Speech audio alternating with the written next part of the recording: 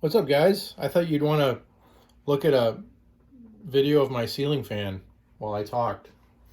I'm going to be working here while I'm talking, but um, this is how bored I am right now. I actually took notes on uh, Backwoods' video. This is a good video talking about um, 60s and boomers and yeah, man. I mentioned the music. You mentioned the cars, which I have to admit, that was a total big time oversight by me. The cars are freaking awesome. Now, I'm not a huge car nerd like you and uh, um, what's his name now? Southern Paladin. You know, you guys are like remote control toy nerd, car nerd guys, which is fine. I'm a guitar nerd, and I'm a baseball card nerd. But anyway, so um, I think you mentioning the cars and me mentioning music, it's kind of in the same vein, right? It's like art. Art was definitely in its heyday in 60s and even 70s. I mean, like the bands that came out back then. I mean, you look at art now, oh, it's just awful. It's just awful. I don't know how else to explain it. The music, and it makes me sound like an old man, but I don't care.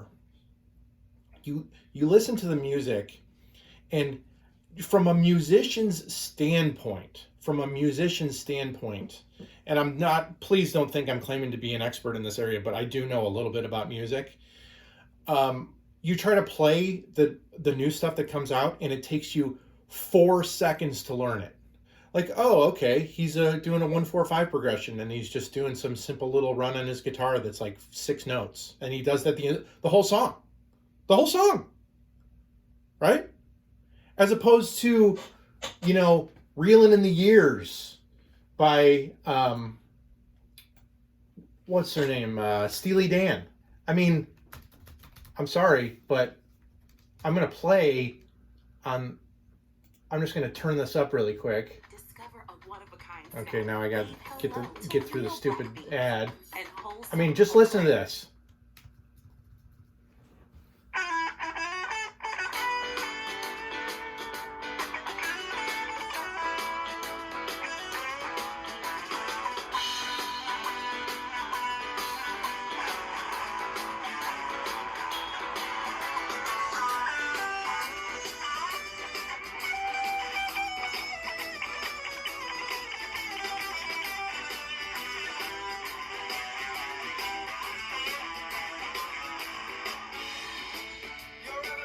I mean, that's the intro. And now let's play an intro to a popular song today. Um,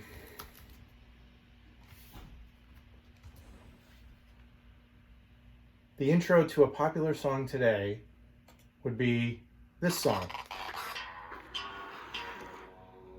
Astro, no.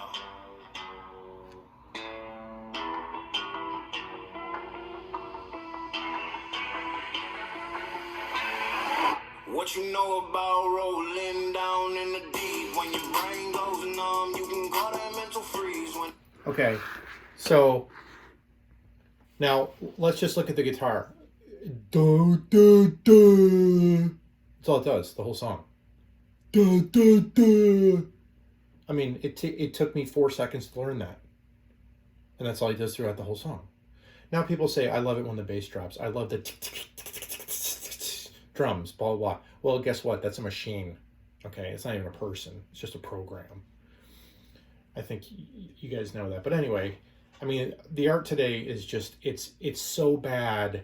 I don't even know how to describe how bad it is, other than to say that it's mindless, and it appeals to, it's like YouTube Shorts art, if you will. You ever flip through YouTube Shorts or Facebook Reels or TikTok videos? These are videos that are designed to get your attention in the first 5 seconds, and if they don't get, actually probably sooner. If they don't get your attention in the first 3 seconds, what do? You scroll. You scroll to the next one and see if that one gets your attention in the first 3 seconds. That's what the music is nowadays. You can't wait for anything cool to happen. You can't wait for 30 seconds for them to get to the chorus or the bridge or the whatever, like the cool part. You know, if you can't sit through a 30-second intro and you have no um, attention span for that, then you don't deserve good art anyway, as far as I'm concerned. Look at the cars nowadays. They all look like eggs. Every single car. Have you noticed that when you're driving down the street, a Porsche looks just like a freaking Honda Accord? They're all the same shape. They're all the same. Now, the only car lately that has done anything cool recently, I would say, is the Corvette. Like, they went back to that boxy, straight line, hard corner, jagged kind of look. They're one of the only cars to go back to that look. Even the Corvettes started looking stupid for a while. And like the Mustangs, but now like the Chargers, especially like the Chargers nowadays are like going back to the throwback, but it's like everybody's going back to a throwback look, right? They're trying to regain like a lost sense of artistic freedom or artistic expression or whatever that has been lost over the past 3, even 4 decades, maybe even 5 decades. But nowadays, profit is king, man. Profit is king. If it's too expensive to create a car that looks cool, then we're not going to do it, because it's all about our bottom line. It's all about this or that. And the kids nowadays, they don't care about that anyway. Like, they care about the inside of the car. Like, they care about if you have heated seats, and if you have a GPS, and you have your car is run by a computer and AI, and it can drive itself. Like, the kids nowadays, supposedly, that's the kind of stuff they care about. They don't care about the way the car looks on the outside. So I don't know. You tell me, is that a good thing or not? I don't know. Maybe that is a good thing. I don't know. But art was definitely in its heyday back in the 60s with music. Just so much groundbreaking stuff. But I think that's kind of what like drug influences did for art. But I don't think anything else was in its heyday back in the 60s. I think there was a lot of what do you call it? The boomers were like the first generation to really do everything in their power to destroy America's sense of morality. I mean, it was such a rebellion against the mindset of the 30s, 40s, 50s. The Ozzie and Harriet, Beaver Cleaver. Don't put me in a box. Don't like, I'm a woman. Don't tell me that I have to wear a bra. Don't tell me that I have to be a housewife. What if I don't? And it's not I don't want to be a housewife. It's what if I don't want to be a housewife? What if I want to do this? And so it was very much like a let's push the boundaries and see what I can do kind of a thing. And I think a lot of women achieved great things, for sure. I laugh at that. There was a really famous tennis match by Billie Jean King versus some guy. I can't remember his name. And he was like a washed up tennis star. Like, he was no longer good. He was old. And Billie Jean King was an up-and-comer. Like she was one of the best women tennis players in the world at the time. And this old washed-up guy was like, "Oh, women can't do anything, and the man is king, the man is supreme." And it was a very big televised match, and then Billie Jean King beat him, but it's like she was X number of decades younger than him, and blah blah blah. But the funniest thing about that whole thing, I mean, it's so ridiculous. Put her up against John McEnroe back in the 70s. He would have pounded the ball down her throat. She would have swallowed a tennis ball against him. I mean, it wouldn't even have been close. But they think that they proved something by having this young and up and coming woman who is in her prime playing tennis, beating an old washed up old guy who used to be good, who isn't good anymore. They, okay, you take the strongest woman in the world and have her wrestle the weakest man. Who do you think is going to win? Of course the woman's going to win. I mean, there's overlap, but any way you slice it, I mean, I'm sorry, like the facts don't lie, and the facts don't care how you feel either. The best everything in the world is usually men. I'm sorry. The best, I mean, when it comes to sports, it's hands down every single sport, you name it, and if women, if women want to compete in the NFL, I say let them in. And if they even want to take drugs, like take PEDs, let them do that too. You take the best woman that you can possibly find. But then I want to pit her against the best man that you can find, because that's the real question. Give us your best and we'll give you our best, and we'll pit those two against each other, and then we'll see what's what, right? And a man's going to win every single time. I mean, men are the best chefs in the world. You think, oh, well, it's a woman's place in the kitchen and blah, blah, blah. Why are the best chefs in the world men? Why? I don't know. Why? Like, how many things have women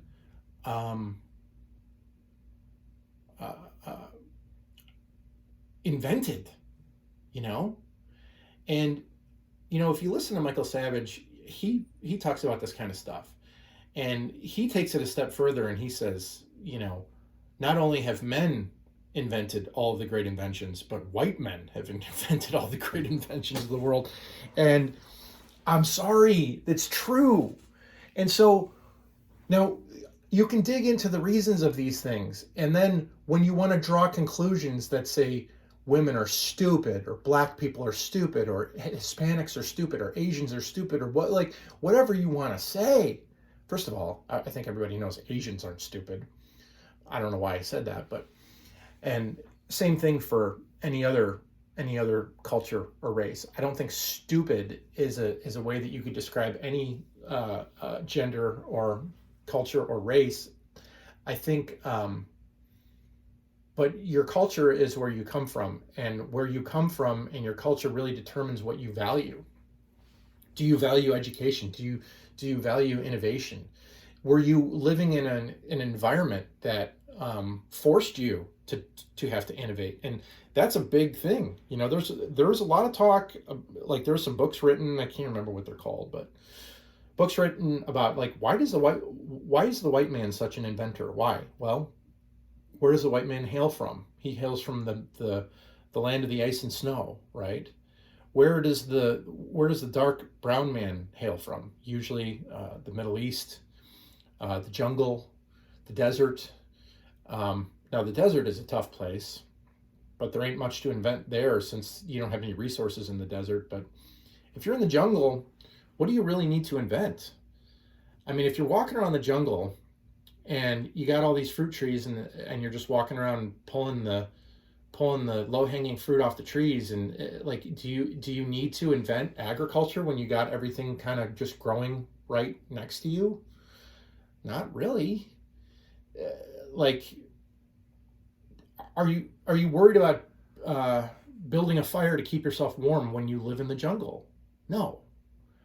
Do you have to learn to live amongst other people and learn how to get along with other people if you're not huddled up in caves during the winter and you're close proximity to everyone in your clan?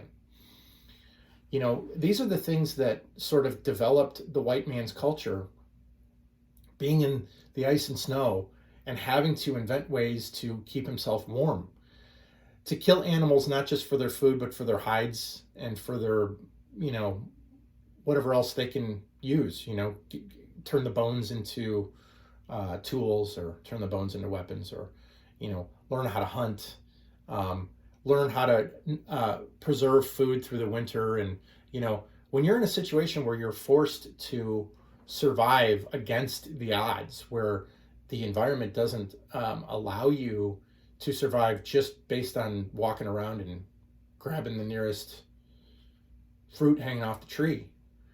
Um, it forces you to innovate, and it forces your culture kind of to put a high value on innovation.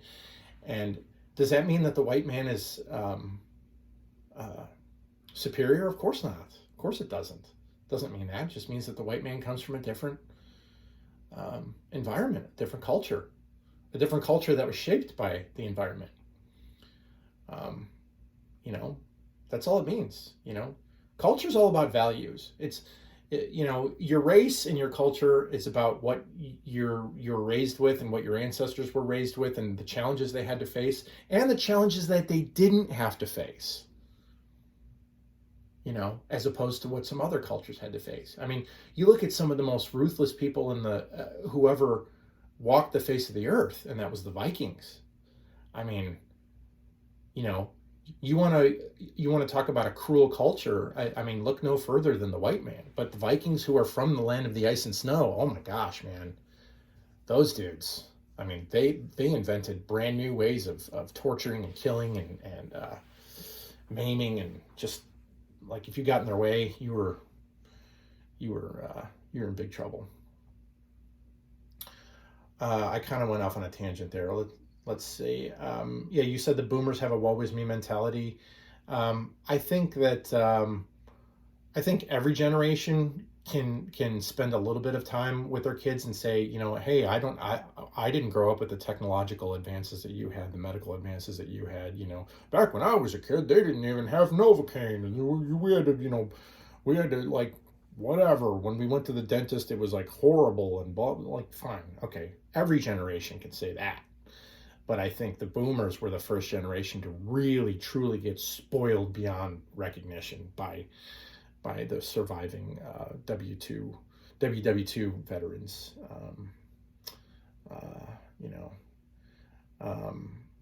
Going back to Vietnam, and the funny thing about Vietnam was that we hadn't had an enemy, really. I mean, we had the Korean War after World War II, and that was kind of like a mini Vietnam, because yes, it was like a let's keep communism from spreading, but I don't know, like you don't hear much about it. You watch MASH or whatever, and that takes place in the Korean War, but I don't know.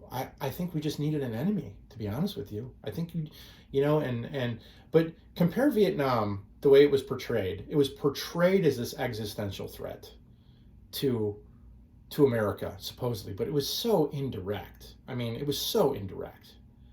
Compare that to Nazi Germany, who was literally in the process of literally taking over the world. They were literally taking over the fucking world. They took over all of Europe. They took it over. And they were trying to take over Russia. Now, if we didn't get involved, there's a lot of speculation that maybe Russia would have ended up defeating them, because Russia did give them a really tough time, and they couldn't penetrate that far into Russia before they got pushed back really hard. But that was an existential threat for sure. It was a physical existential threat that eventually, if they would have taken over Europe, and God help us if they would have taken over Asia and Africa and Russia, they would have came for the United States. There's no question about it. And even if they wouldn't have come for the United States eventually, which I believe they would, but even if they wouldn't, I mean, they take over like 2/3 of the world. Who the fuck wants that? They would have all kinds of influence over us if they took over 2/3 of the world. So clearly an existential threat, as opposed to Vietnam, this tiny little country way the hell over where nobody even heard of it before. And it wasn't a physical threat to us. It was a threat to an idea, the idea of the domino effect, with like, well, if this country turns communist, then this country's going to turn communist, and then this country, and really China was behind all that. I mean, Vietnam was communist because China was communist. But anyway, what else did you say? You're talking about baby boomers wanting to get theirs regardless of what the future generations had to pay. Yeah, that's obviously true. Unfortunately, I think a lot of generations are like that. Baby boomers being one of the first, and I don't know if this is true, but they are kind of known for being a generation of lifetime politicians, which is, you no longer look at being a politician as a way to serve your country. You look at it as a means to gain power and get rich and have your family turn into a dynasty and yeah. I mean, just look at Nancy Pelosi and look at the Kennedys for that. But anyway, I think the good thing about feminism, the thing about feminism is that it arises out of a true need to no longer be oppressed. It's not okay for a man to come home from work and slap his wife around, or for a man to, maybe he's not physically abusive, but he constantly tells his wife, you can't do anything but, do the dishes and make dinner and pump out some kids. That's all you're good for. And, unfortunately, men are kind of reaping what we sowed there a little bit with the way that men in general had treated women.